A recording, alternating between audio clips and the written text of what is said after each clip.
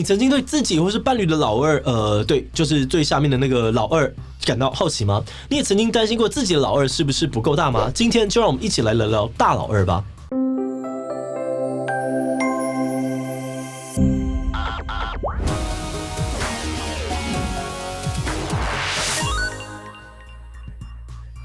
Hello， 大家好，我是志奇啊。今天这一集因为可能黄标，所以我们就不闪了。内容呢会比较特别一点点。如果是年纪比较小的观众，请找家长陪同收看哦。那虽然每个乡民都会说自己有30公分哦，但其实有很多男性都对自己的小分身不太满意。根据2017年的美国研究呢，只有不到60%的男性满意自己旧集体的老二。而另外一个调查指出哦，虽然有66% 的人觉得自己的大小适中，但如果可以的话呢，有45% 的人还是会想要再大一点。对于这种现象哦，美国心理学家齐尔伯格呢就直白的说，男性的幻想世界只有3种尺寸：大、超大、大到连门都进不去。鸡鸡真的越大越好吗？全世界哪个国家的鸡鸡最大？一般的平均尺寸到底又是多少呢？在开始讨论这些问题之前，按照惯例，让我们先进一段工商服务时间。各位观众，我好兴奋！今天的干爹呢是 PlayStation， 而且更兴奋的是，今天的业配呢是 God of War Ragnarok 战神诸神黄昏这款下半年最受期待的大作，目前已经在 PS5 跟 PS4 上面都已经正式发售了。而这一次新作的剧情延续了上一代战神 God of War， 以奎爷呢、克雷多斯还有阿特柔斯父子为主角，对抗诸神展开新的冒险与战斗。不得不说，4年不见了，阿特柔斯长大了好多。前作战神当中超高水准的游戏体验呢，让他被许多的玩家，包含我都大力封为神作。而4年后的续作呢，看起来在场景、美术、剧情与战斗系统仍然是超爆爽哦！不仅在 PS5 上面有着绝佳的视觉表现，在 PS4 上面也同样华丽流畅。如果你没有玩过战神系列，那这是我超推荐的一款游戏。而老粉丝们更不用说，应该都已经准备好要大干一场了吧？目前在各大实体通路以及 PlayStation Store 都已经可以买到游戏了。现在就点击资讯栏连结，一起在战神诸神黄昏的北欧神话世界展开冒险吧。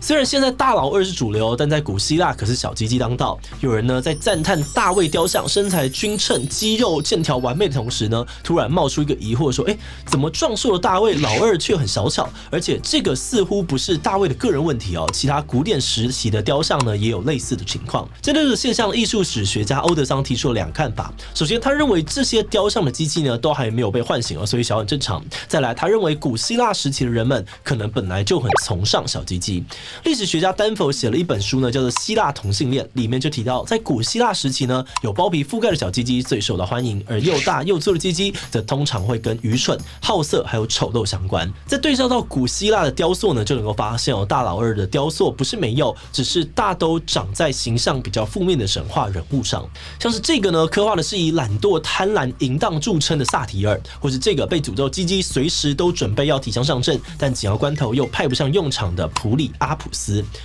虽然被诅咒不是他愿意哦，但普里阿普斯身上的负面连结呢，一直到罗马时代才开始获得了一些平反。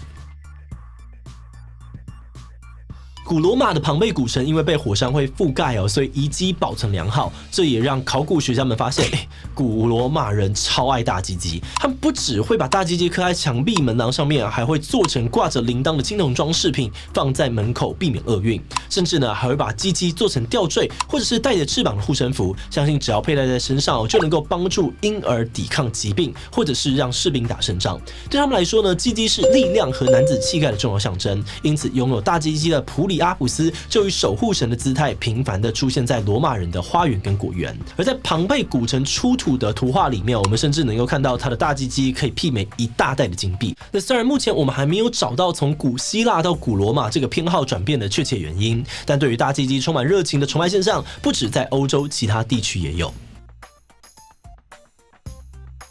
像是在非洲的古埃及呢，有生殖之神冥，而南美洲秘鲁的莫奇卡文化也出土过很多大鸡鸡的陶器。而在亚洲日本呢，也有膜拜男性生殖器的民间信仰，川崎市每年还会举办可以求好运、烧桃花的铁男根祭。有人认为这可能是一种原始的生殖崇拜，因为过去人们的生活条件不佳，为了能够顺利的繁衍下一代，看起来生殖能力超强的大鸡鸡自然特别容易受到青睐。那从这个角度来看呢，或许比起小鸡鸡在世界各地的历史当中，大鸡鸡可能还是一个比较主流的偏好。但不管以前的人怎么想，至少就现代来说，每次有新的全球鸡鸡排名出来，大众还是特别的敏感，特别的激动。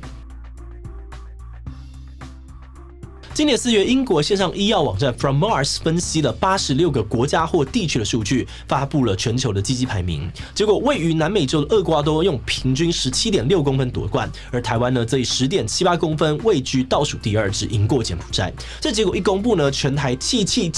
哦！除了想要找出谁是拉低平均的战犯之外呢，也有人哭，之前不是都韩国在垫底吗？好想要赢韩国。毕竟过去大家常听到的数字是呢，刚果人18公分最长，韩国9.66世界最短。这个排名主要是来自于2012年英国心理学教授林恩所做的研究，他分析了113国的资料，发现长度跟种族具有显著的差异。不过不管是哪一个排名其实这2个排名的资料来源都是网路，都没有严谨的科学根据。而且有人认为呢，林恩过去曾经发表过带有种族歧视的争议论文，所以应该要对他的内容保持保留的态度。此外呢，台湾也有泌尿科医生拿出研究说台湾没有输。在2003年呢，台湾有2份关于老二长度的小规模调查，发现台湾男性的平均长度呢大约在13公分，跟10.78差异很大。所以这些全球排名呢，大家可能还是稍微看看就好。毕竟测量机械的研究虽然多不过因为有一些研究限制，所以平均长度的答案却有很多种。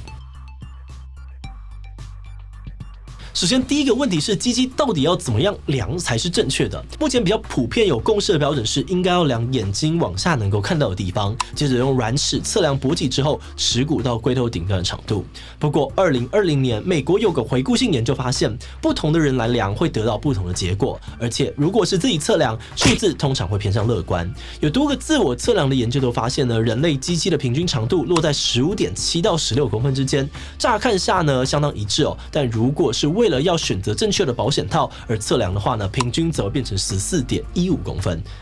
那如果给专业人员量呢？2015年，英国心理学家大卫·维尔分析了17篇研究，总共16000多名男性的资料。这些研究呢，都是由专业人员测量受试者超过17岁，测量的时候呢，也有先移开肚子的脂肪，而最后得出的结论是，在放松的时候，男性的鸡鸡平均是9.16公分，勃起时的平均则是13.12公分。但即便呢是用相对严谨的标准来做，还是有些人认为那些会自愿参与研究的人，通常都对自己的尺寸比较有自信，所以这个数字可能还是高估了。那当然，除了长度之外，我们也知道一定有很多人好奇，是不是可以有不用脱裤子看其他器官就能够预测一个人鸡鸡大小的方法？别担心，这也有研究。大家都有听过一些坊间传说，只要看男性的体型或是一些器官，像是鼻子食指、脚掌等等的部位，不需要脱下裤子就能够直接验货。这么可怕的事情，真的有可能吗？那关于这些传闻呢，许多的研究者相继投入解谜但结果却众说纷纭。像是埃及、伊朗、希腊、美国都有研究发现，食指越长越可能拥有大老二。但台湾庄丰斌医师的研究呢，则认为不管是食指、体重、身高、耳朵的长宽鼻子的长度等等，它们跟鸡鸡的尺寸都没有相关。不过2020年美国的回顾性研究则指出，有高达5篇的研究发现，身高跟大老二确实有正相关，但关于种族性倾向鞋子尺寸等等，则没有证据可以证明有关联。而高雄荣总的简邦平医师也认为身高是重要的变因，他在帮167位患者测量跟装设人工阴茎时，推出了一个专属于台湾男性的身高公式，身高先乘上 0.06， 再加上 7.41之后，最后再乘上 0.65， 就是小弟弟长大后的身高。没有关系大家先不用计算机我们帮大家算好了。身高170公分的人呢，大概是11.4公分；180公分的人呢，则约有11.8公分左右。但简邦平医师强调呢，这只是普遍性的推算，并不适用于每一个人。好的，那看到这边呢，相信应该几家欢乐几家愁那我们先不要管自己到底是不是拉低平均的战犯，下一个问题是，大老二真的就比较好吗？鸡鸡越大越好的传言呢，完全体现在色情片上面，像是老司机最爱的 Pornhub， 在各种比如像是巨乳熟女等等以女性为主的分类当中，还特别留给大鸡鸡一席之地。甚至目前全球的大老二纪录的保持人美国演员乔娜呢，还说自己靠着天赋异禀的34.4公分，吸引到众多的好莱坞女星跟他发生关系。那这些对于大鸡鸡的推崇呢，可能也让很多男性倍感焦虑担心自己不够大会影响到自己的男性魅力。那这个部分呢，又可以分成2个层面来讨论。论。首先在生理的部分，根据台湾相关的医学会网站上面的资料，东方女性的阴道直径约在 2.5 公分，长度约在7到12公分之间。而在阴道开口的前1/3呢，以及阴蒂附近还有大量的神经末梢，可以让女性感到愉悦。所以医学上面认为只要勃起后的尺寸有超过5公分，也够坚硬的话，一般而言在性生活跟生育能力上面其实就很 OK 了。而再来也会有人担心会不会生理上面虽然够，但心理还是不满足呢？瑞士苏黎世大学的一群医生曾经拿着各种鸡鸡的照片访问105位女性，请他们根据8项指标评分，结果大家最在意的长度呢只排第6周长勉强进到了第3，而至于第1名呢，其实整体外观的干净程度。而另外也有一个关于情趣用品尺寸的研究，想要知道大家最常买哪一种神兵利器，结果发现呢，还是长度10到15公分、粗度3到4公分的平均值尺寸最受欢迎。最后，美国有一项大规模研究指出，有84% 女性对于伴侣的老二感到满意，其中呢，甚至还有2% 呢是希望小一点点。由此可见呢，对于大部分的女性来说，干净、尺寸正常的鸡鸡，有可能呢还是比超级大老二还要更讨喜的。在进入观念以前呢，我们要先特别感谢志毅机器的所有会员因为有了大家支持跟赞助，我们才能够持续制作像今天这种几乎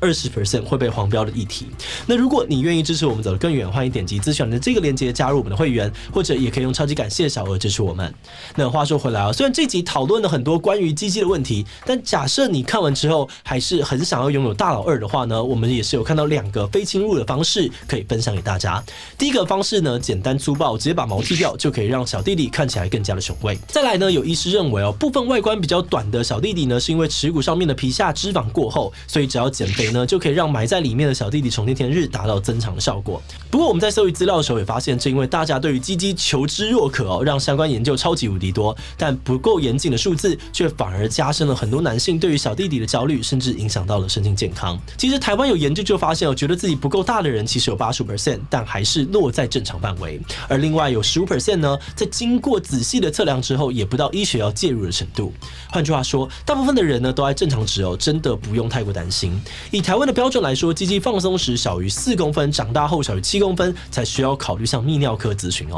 好的，那最后想来问大家，你曾经自己或者是帮别人量过鸡鸡的大小吗？有啊，会想要知道自己或是伴侣位于哪一个区间？B 没有我觉得大小不重要，可以发挥功能就好。所以在理性上面呢，觉得不重要，但还是会忍不住偷偷比较。提其他留言告诉我们吧。最后，如果你喜欢今天的影片，欢迎分享出去，让更多人知道各种大老二的迷思。此外，也可以点击这个地方看看男人自古都爱大胸部嘛，以及 Pornhub 的秘密相关影片。那么今天的这一期就到这边告一段落，我们就明晚再见喽。